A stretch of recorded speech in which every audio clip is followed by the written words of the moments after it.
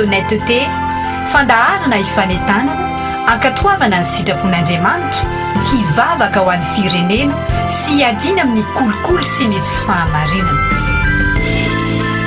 Raha ny oloko izay natsoina amin'ny anarako ho avy anety tena ka hivavaka sy tady mitavako ary hiala amin'ny ratsy fanaony dia hiaino any an-danitra aho ka hamela ny elony ary ahasitrana ny tanana.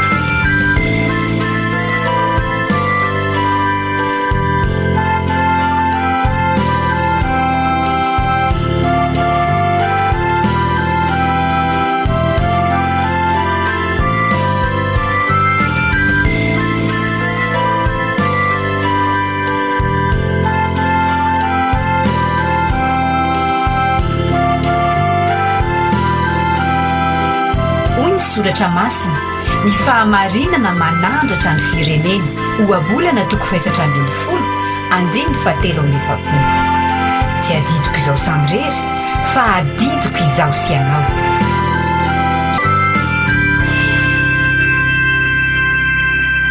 Amin'ny anaran'i Jesosy Kristy no hiara-bananao ao anatin'ity fandaharantsika ny toevaka ny fahamarinantsika. Misaotra ny Tompo afaka mampiombona antsika ao anatin'izao fandaharan'izao.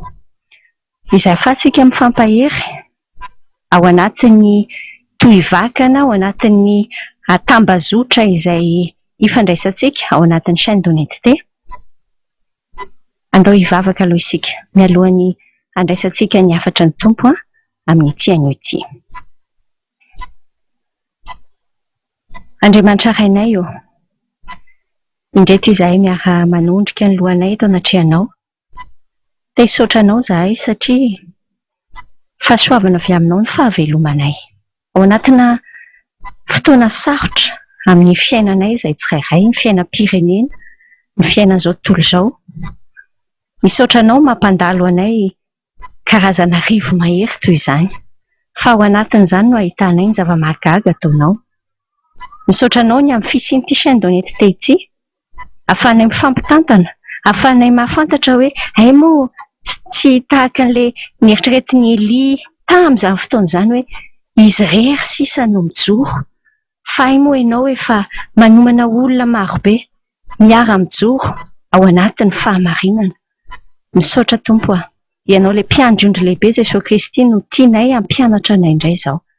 Ilay fanahinao masina, nao ka nokatra ny mason'ny fanahinay eo ampandiniana ny teninao ifampahirezanay an'io. Dia ho voarainay ny hafatrao ary tsy hoe voarainay mahabelohanay fotsiny fa tena mitondra fiainana, mitondra aina ho anay rehetra. Amin'ny anaran'i Jesosy no anaovanay ny vavaka. Amen. Ny ten'Andriamanitra ifampahirezantsika sy ianao amin'ity an'ity dia ao amin'ny Salamo 7:100. Salamo 7:100 ny andiny 7:20 hatramin'ny 2:30 no vakitsika. Salamo 7:100 sokafo ny baibolinao raha afaka amin'izay tokoa ianao dia na ny sofina ihany koa moa tsy manahy. Andiny 7:20 hatramin'ny 2:30 amin'ny anaran'i Jesosy toy izao ny fivakin'ny teny ary. Izay midina any an-dranomasina ka mandeha an-tsambo sy manao raharaha any amin'ny rano lehibe no mahita ny asan'i Jehovah sy ny fahagagana ataony amin'ny rano lalina. Fa miteny izy ka nanangana rivotra-mahery izay nampisondrotra ny onjan-drano, niakatra hatramin'ny lanitra ny olona ary nidina hatramin'ny lalina. Ny fanahy ny levona no ny fahoriana, ny sangodongodony ireo sady ny vembena toy ny mamo ka dia very ny sainy rehetra. Dia nitaraina tamin'i Jehovah ireo rahory ka nampiala azy tamin'ny fahatereny izy. Nanoina ny rivotra mahery izy ka nitsahatra ny onjan-drano dia faly ireo satria nitsahatra izany ary nentiny ho any amin'ny fitodiana ny iriny izy. Aoka hideran'i Jehovah ireo no ny famindrapony sy ny fahagagana ataony amin'ny zanak'olombelona ary eo ka nandratra azy eo amin'ny fiangonan'ny olona izy ka hidera azy eo amin'ny fipetrahan'ny olona. Ray masonao manamasinanay amin'ny fahamarinana, ny teninao ny fahamarinana. Amen. Izao tenin'Andriamanitra izao nampahirezan'ny Tompo manokana dia tiako ifampahirezantsika sy ianao amin'ity an'ity. Rehefa nandinika ny zavatra niseho tao anatin'izay taona, tao anatin'ity taona ity, Tao anatina vanim-potoana mety efa hatramin-taona lasa mihitsy miampita amin'ity taona ity mandalo fahasarotana. Ary arakaraky ny andro soantsika amin'ny andro no vao maika toa mihasarotra. Raha mandinika amin'ny fiainam-panahintsika sy ianao manokana koa nefa isika etsy ankilany. Asa ianao raha toa tany amin'ny fiandohan'ny taona tany ho any. Mazana rehefa fiandohan'ny taona ary tamin'ity taona ity manokana dia tehiteny amin'ny tompo. Asa ianao raha niteny tahaka tamin'ny tompo ihany koa hoe Jehovah, za te handeha lalina miaraka aminao. Za te ahita bebe koa ny voninahitra ao. Za te tsy handeha hijanona eto amin'ny marivorivo eto fotsiny. Hoe izay efa fantatro hatr'izay ihany fa te hahalala bebe kokoa. Asa ianao raha isan'ilay efa nanao ny engagement na ny fanolorana ny tenanao hoe za handeha hanao sonihany ny taratasy firotsahana ho mpikambany Chaine d'honnêteté, mpikambany tohivaka ny fahamarinana iny. Mety tamin'ity taona ity, mety efa tamin'ny taona maro lasa, fa ilay fidirantsika ao anatin'iny, ilay fanekentsika hoe za handeha hijoro a tompo dia tahaka ny manao sonitsika hoe Jehovah, za tsy te hoe ty amin'ny sisin-drano fotsiny ihany fa te hiditra lalina. Motsy izay ary tena fahasoavana izany raha havako. Asan'ny fanahin'ny tompo taty anatintsika taty. Satria ny olona mandeha lalina miaraka amin'ny tompo ihany. Hitantsika eo amin'ny andiny fa 420 izay olona samidina ny anatin'ny ranomasina ka mandeha atsambo. Ntsika hoe mandeha amin'ilay sambo. Ny sambo izany tsy ety amin'ny sisiny no mandeha. Miantsona fotsiny izy amin'ny sisiny. Fa rehefa hoe mandeha ny sambo dia eny amin'ny rano lalina be ny sambo no mandeha. Manao raharaha eny amin'ny rano lehibe. Motsy izay tsika sy ianao ty te hiditra lalina amin'ny fiainana miaraka amin'ny tompo. Ary dia miteny tompo amin'ny andiny 420 hoe izay mandeha manao raharaha any amin'ny rano lehibe no mahita ny asan'i Jehovah sy ny fahagagana ataony. Fa any amin'ny rano lalina no misy ny fahagagana Andriamanitra. Dia ampahery anao tsy hijanona fotsiny, tsy hianona fotsiny amin'ny hoe anzangy le miditra lalina amin'ilay fivavahana aloha sao dia lasa adala eo na sao dia tsy zaka eo ny sitrapon'ny tompo na tsy haiko izay fanahiana ny anatinao any fa ny fahavalo tsy tia ny fahavalo ianao hiditra lalina hahita ny voninahitran'Andriamanitra, hahita ny asa lehibe, ny asa mahagaga ataon'Andriamanitra fa any amin'ny fandrosoana lalina ihany. Mamporisika anao ndao hiditra lalina. Inona ny antso ny tompo aminao? Tsy voatery ho antso goavana be miaraka amin'ny titra be da be izany, fa le antso ny tompo aminao hoe ndao hijoro amin'ny fahamarinana, amin'ny atsipiriany, hatramin'ny famerim-bola, hatramin'ny fanaovana taratasy any amin'ny birao, hatramin'ny rehefa mifanena amin'ny polisy ianao ka sakana amin'ny polisy eny an-dalana. Amin'izany atsipiriany izany ndao hiditra lalina. Andao tsy hanao fotsiny hoe aleo tonga dia asiana volany anaty papier ihany dia amin'izay mandeha vetivety tsy miasa saina. Raha izay ny ataonao dia miodikodina eo ihany fa tsy mahita an'ilay voninahitran'Andriamanitra ianao. Manasa anao ndao hiditra lalina miaraka amin'ny tompo. Izao nefa mahavariana ity tenin'Andriamanitra ity. Eo amin'ny andiny 520 no hitenenan'ny tompo hoe fa niteny izy. Niteny iza no niteny. Izay rehetra tsara aloha ny baibolinao fa niteny izy dia ilay sora-baventy, i lehibe. Niteny izany Andriamanitra ka nanangana rivotra-mahery izay nampisondrotra ny onjandrano. Inona ny zavatra hitantsika ao anatin'izany?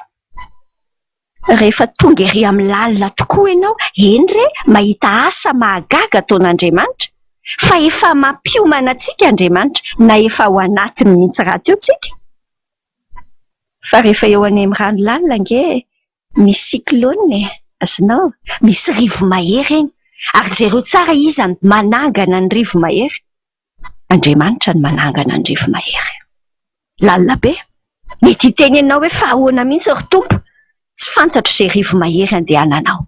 Tsy fantatro izay zavatra lalovanao ankehitriny ka mety mahatonga anao miteny hoe za ve rangahy arakaraky ny nandrosoko nanompoana n'ity tompo ity, arakaraky ny iny ianao fa asa nanolo teny ianao na eno ianao za rangahy dia hianatra sefala, hianatra setela, hianatra hiditra ho mpitandrina sa tsy fantatro, mety zay le antsoina hoe miditra lalina, fa mety le fanekenao mihitsy arakaraky ny nanaovana sonian'iny taratasy fifanekena amin'ny Jesosy Kristy iny, amin'ny ijoroana amin'ny fahamarinana iny, fifanekena amin'ny Jesosy iny no inona ny zavatra nitranga, ohatrany hoe lasa sarotra be le fiainana, le problema tsy hitanao tamin'ny ianao mba tery amin'ny resy moromoro ny fiainana kristianina tery, lasa tonga aminao daholo zao olana samihafa zao mampitehiteny aminao hoe fa ahoana ry Tompo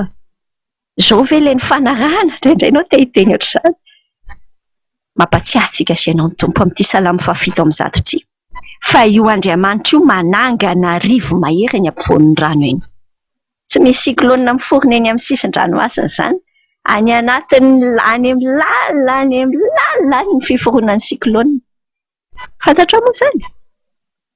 Mahatsiaro an'ilay Romanina 12 Andiny 5:30.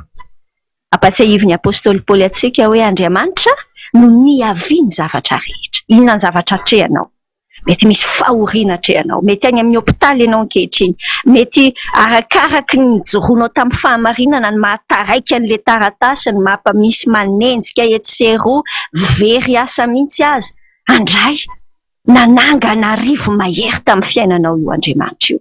Zao nefa ravako. Tadidio fa tsy hoe tsy fitiavana ange, tsy hoe filambaniny ange, tsy hoe mitady anasarotra ny fiainanao fotsiny tedaviny io Andriamanitra io. Misy antony ao fa izy no nihaviany zavatra rehetra, izy no mihazona ny zavatra rehetra. Mihazona, jerenao ny zavatra niseho. Miteny le Andriamanitra dia nanangana rivo-mahery tamin'ny fiainantsika, nampisondrotra ny onjan-drano, dia inona no niseho amin'ny 5:20, niakatra hatramin'ny lanitra ny olona ary nidina hatramin'ny lalina. Ny fanahy, ny levona no ny fahoriana, ny sangodongodony ireo sady ny vembena toy ny mamo, ka dia very ny sainy rehetra. Inona ny ataon'Andriamanitra mandeha miseho?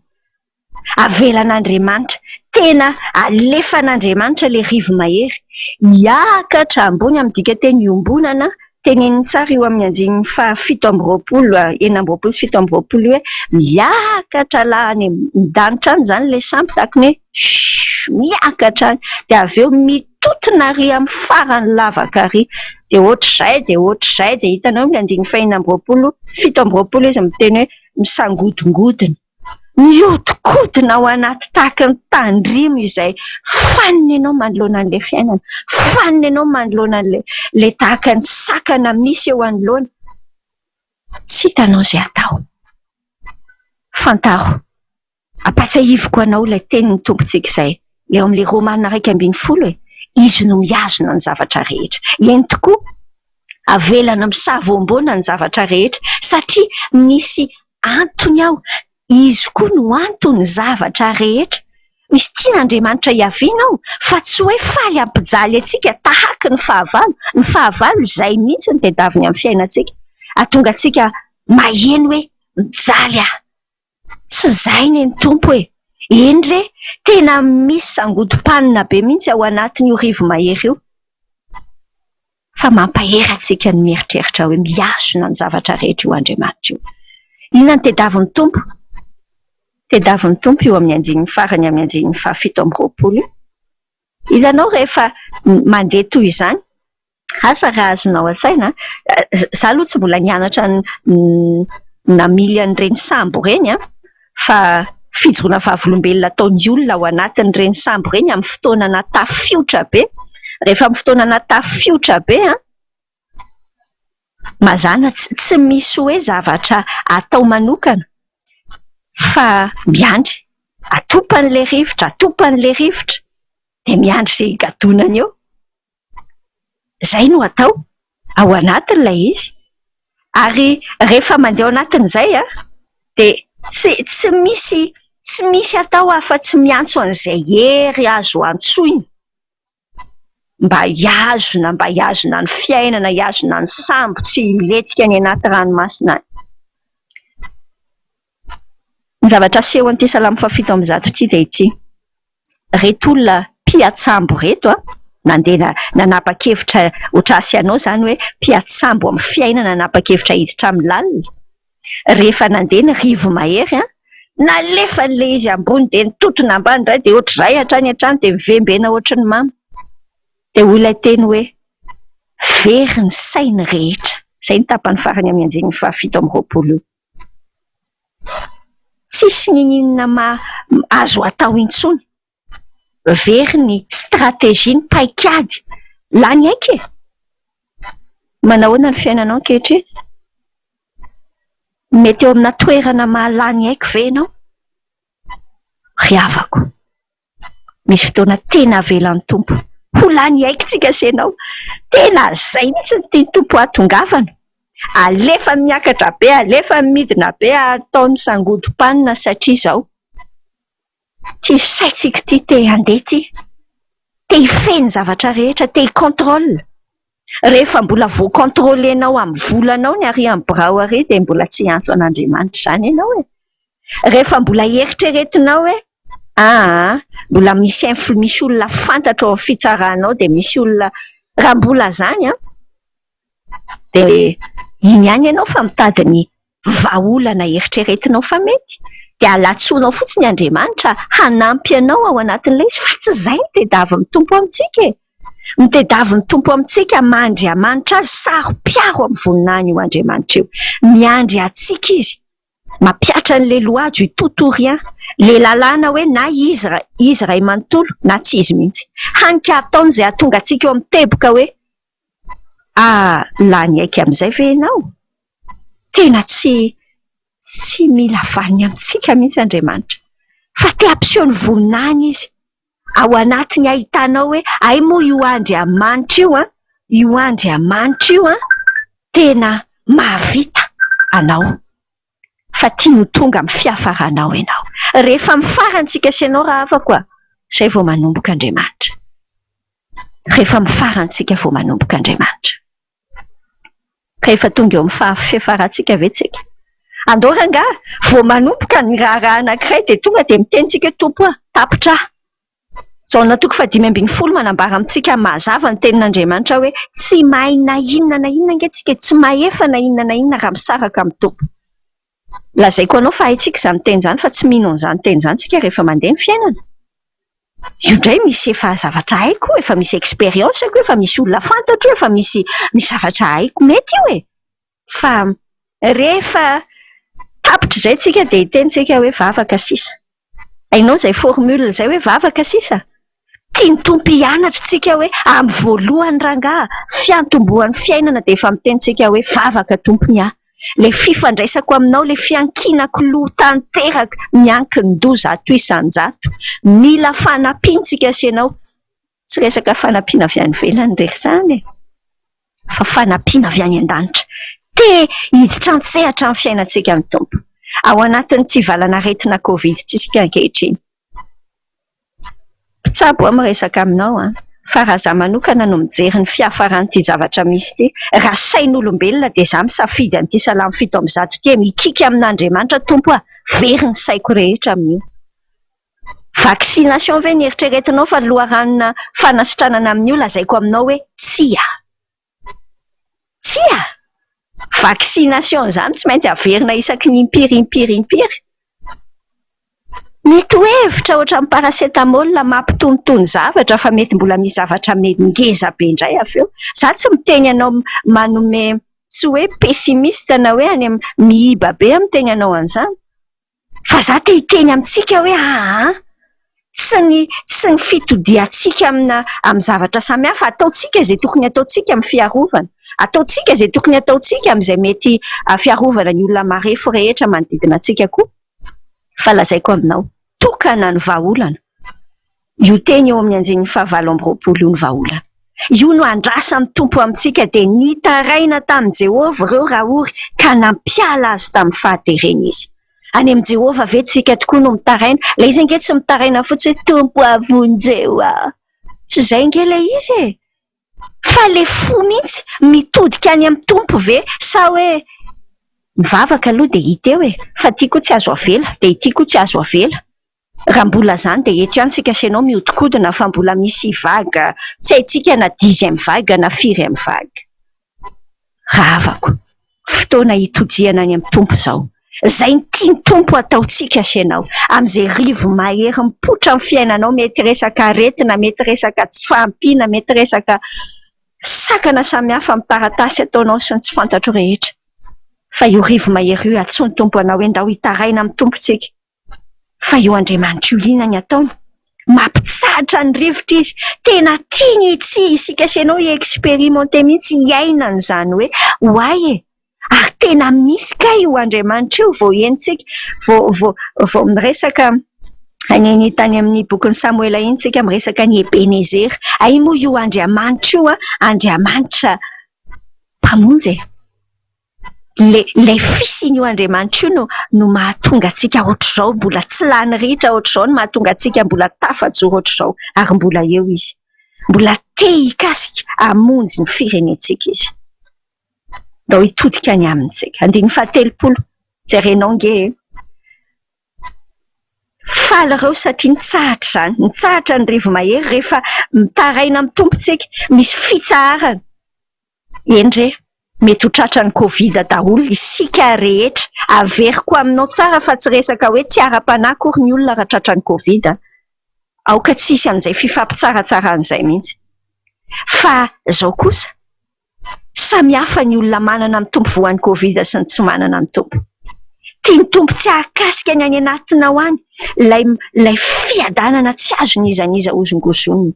Samihafa be zany, samihafa be ny mpino, manatrika amin'ny mpifaliana, vao mahita amin'ny Facebook mpitandrina any anatin'ny fahasarotana any amin'ny hôpitaly any, fa manao fijoroana vavolombelona izy ao anatina oxygène fa hoe mifaly amin'ny Jehovah izy. Samihafa re olona. Ilay fiadanana omeny Jesosy atsika, fiadanana maharitra tsy mitovy amin'ny fianomen'izao tontolo izao, ary tiany omena anao io, fa aiza ianao no mitodika any amin'ny rokandro samihafa fotsiny ve ianao, sa mitodika any amin'ny oxygène ianao, sa mitodika any amin'ny olona fantatrao ianao, sa inona? Ndao hitodika any amin'Andriamanitra tsika.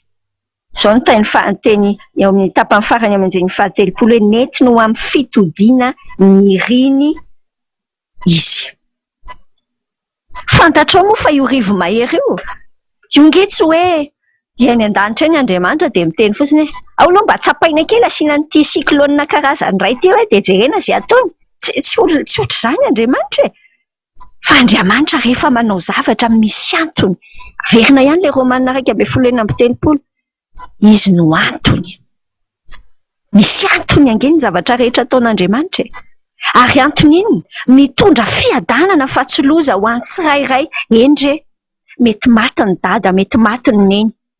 Tsy vitsy ny olona hiaran'izany amin'izao vanim-potoana iainantsika izao. Te hampaheranao manokana, te hampaheranao ninina sedratrehanao.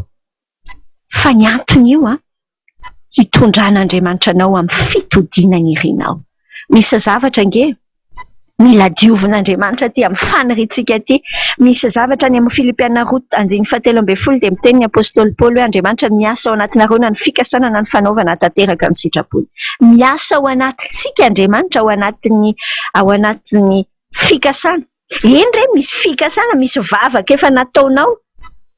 Mety ho A, dia amin'ny alfabeta zany dia mety ho A ilay vavaka nataonao. Ilay avelan'Andriamanitra mihitsy ianao manao an'iny, ary rehefa miteny an'iny ianao dia misy zavatra manomboka miasa ny an-danitra any, miasa valim-bavaka ao anatinao. Mety tsy A mihitsy ny valim-bavaka azonao fa mety Z.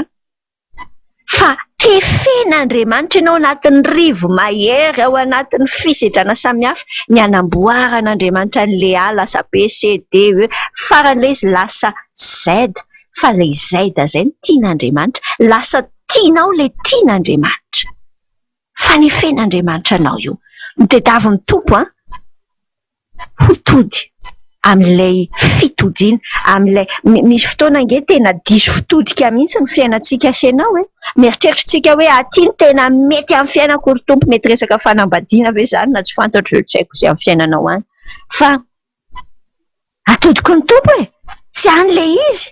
Sakana amin'ny Tompo mihitsy hoe tsy any ka. Mety ao anatin'izay ianao, fa tadio fa ny farany io meteza ho tonga amin'le hoe tompo a lany aika rehefa tonga amin'ny lany aika ianao dia iny Andriamanitra fa efa mampitodika anao amin'le fitodiana tena mety aminao indrindra. Ndao hivavakantsika. Andriamanitra rainay a feno fankasitrana anao amin'ny anaran'i Jesosy sahy. Fa miteny aminay ianao, misaotra ny amin'io salamo 7:100 io. Misaotra ny amin'ny fampatsiahivanao anay fa ay moa tokoa misy rivo-mahery ataonao misamboaravoara amin'ny fiainanay fanahinianao mba hahatonga anay ho amin'le fitodiana mety aminao ary tonga mety aminay, hahatonga anay mahita hoe tena tsintsinina tsisy dikany mety hoezakay fa hiantehitra 100% aminao. Te hianatra an'izany zahay amin'ny fiainanay, amin'ny fijoroanay. Aza vela ho kivy ny tsirairay, aza vela ho kivy hoe arakaraka ny nandehanana lalina tamin'ny miaraka taminao mitona misy rivo-mahery. Aikay moa tena izay mihitsy le fitondranao ny fiainantsika. Misaotra Jesosy a. Ampaherezo ny tsirairay ary hijoro a. Ho sahy andeha lalina kokoa hatrany a. Mankasitraka amin'ny anaran'i Jesosy Kristy a. Amen. Hoy ny soratra masina, ny fahamarinana manandratra ny firenena, ohabolana 410, 17:7. Tsy adidiko izao samy rery, fa adidiko izaho sy ianao. Mbola vonina nasitrana ny tanitsika ny Tompo. Mitady mpiara-miasa izy. Ateveno ny Chaine fa ny fikambanana no hery. Midira ho mpikambana. Tsy dio ny page Facebook Chaine d'honnêteté sy ny tranokala www.chainedhonnêteté.mg. Renareo teo ny fandaharana Chaine d'honnêteté.